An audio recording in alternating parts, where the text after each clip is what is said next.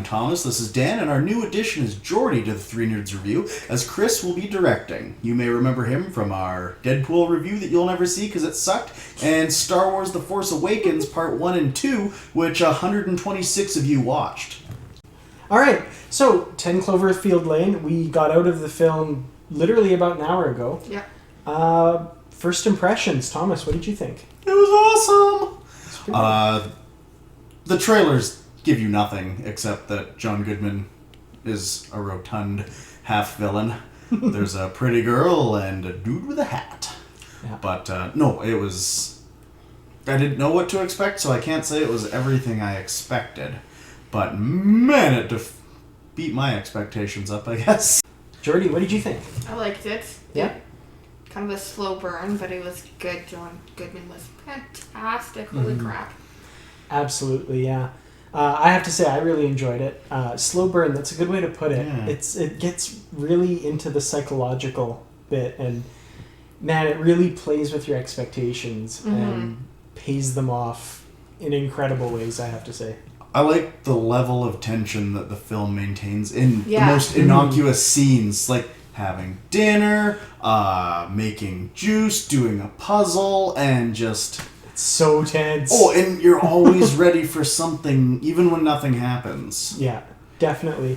It really plays this, like, really fine balancing act between everything's normal, everybody's happy, and, like, you are really expecting stuff to go down at any second. I have to say, the trailers you mentioned, my favorite movies that I remember are when the trailers just don't give anything away. I mean, I'm thinking like Inception, Interstellar, those teaser trailers didn't tell you anything. Even going back to like The Matrix, Morpheus basically saying, no one can tell you what The Matrix is, you have to see it for yourself. Yeah, and you go into the movie going, what the hell is The Matrix? Exactly. And then they never made any other Matrix movies. Yeah, it was just that one. It was so it's good, really though. too bad. It would have been nice to get some sequels. You know, going into it, that John Goodman's a pretty good actor. I mean, we saw Red State was great. Even Roseanne, he played his part really well and spectacular in this movie. He nailed every single scene he's in. Facial expression, body language, everything builds his character. Crazy, decent human being. Crazy, decent human being. Crazy, Harvey Dent.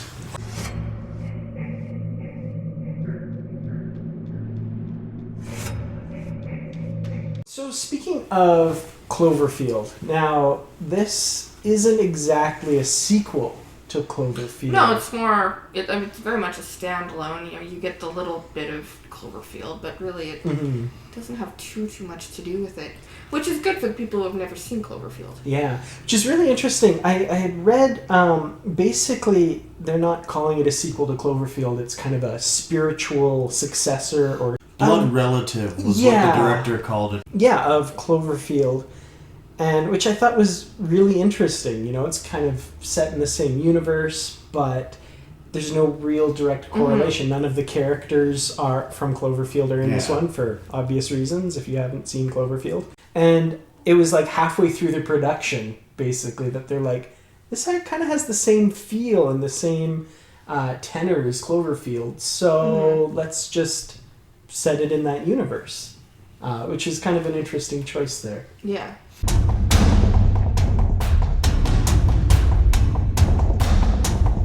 Shameless jump moments. Yeah. I didn't jump at all.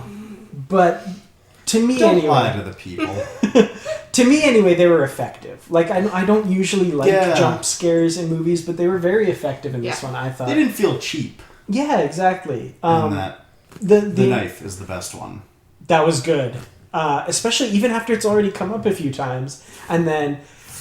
right in front of the oh my god, that was a really good jump. The first big one, I think, is the initial car crash. Yeah, which you don't see coming at all. Oh, and I loved how they kind of stopped and there's no sound when they did the credit thing, the titles. That was awesome. Then go back to sound and then nothing. I was just like, oh, yes. Yeah, that was really well done. The one that really got me is when John Goodman's character shoots Emmett. Yes. it just, I jumped a lot in this movie, but that was one moment where I actually made a noise. And I haven't done that in a movie in ages, but I just literally, and I think I said, "Oh!" like at the screen, because I had no idea that was coming. And, Well, because it's a tension rising. I accept your apology. And again, with John Goodman's body language.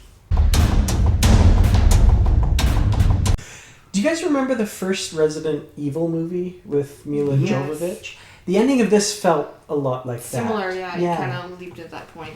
We're like, but there's bigger things going on. We want to know more. Mm-hmm. Yeah, exactly. What did you guys think about her choice at the end? Because there was kind of two paths she could take. Go north past Baton Rouge and you're safe, but we need people in Houston because we're fighting back. And she turns towards Houston. What did you guys think of that? I thought it was cool. I mean, she's already fought so much that might as well keep fighting. It was a great contrast to the Hyde mentality. Yeah. Mm-hmm. I thought that was really interesting because she has a really solid character arc throughout the movie. And she says that partway through the movie, that when things get tough, she always runs. Mm-hmm. Like, that's what she does. That's what she was doing at the beginning of the movie. Running. Yeah, running. From Things relationship. got tough. She took off her wedding ring, clearly, or engagement ring, or whatever that was, and took off. I love the ducky shower curtain. There is something, and again, it kind of feeds into that creepiness factor. Yeah. Mm-hmm. Where everything, it's again that everything looks normal and there's happy. There's a lot of little touches in the movie. Mm-hmm. The song placements. Yeah. Beautifully done. I Think We're Alone Now was so good there, and then Tell Him That You're Never Gonna Leave Him. Oh my god, that was creepy. It was really good, and even though it's not the kind of movie that they would generally consider, as you pointed out earlier, I think that John Goodman should get serious Oscar nods for this, because he really does nail the... it's great. Yeah, I mean, we're kind of sitting here, we're all still just a little bit tense from this movie. We're still riding the movie high. It's a little hard to come down from it. But no, it's good. I give it 8.5 out of 10. Ooh, nice. Jordy, do you recommend this movie? Should people go see it? And what do you think? I think people should definitely see it. Probably give it a good 8. Like I said, John Goodman definitely kind of the movie. He really made it. One thing we didn't really discuss that I really enjoyed is the fact that there was nothing really bad in it. Like, the aliens were not really that scary. You don't really see them. Yeah, because, they're so kind of far and distancy and, But, I mean, I didn't bring Anne Boleyn, but, I mean, I could have. It wasn't that you get a bit of blood or whatever, but, there wasn't any big swearing or sex which is kind of nice and refreshing to go to a movie. And it's just, like, it relies on the scares and the tension, and it doesn't rely on all the extra violence and stuff that you don't need. It's a kind of economy of storytelling. You don't have to show everything. You don't have to show everything in minute detail, and and it's scarier because of it. Dan, we both said our piece. What do you think of it? Yes, definitely. You should go see this movie. You should go see this movie twice, because I'm sure there's stuff that we missed. I really enjoyed it. I would have to give it probably a solid 8 out of 10. I really, really love this movie. Well, thank you so much for watching us sit and talk about 10 Cloverfield Lane. I hope you enjoyed it. Let us know in the comments what you thought of the movie, and hopefully see you next time we decide to do one of these things.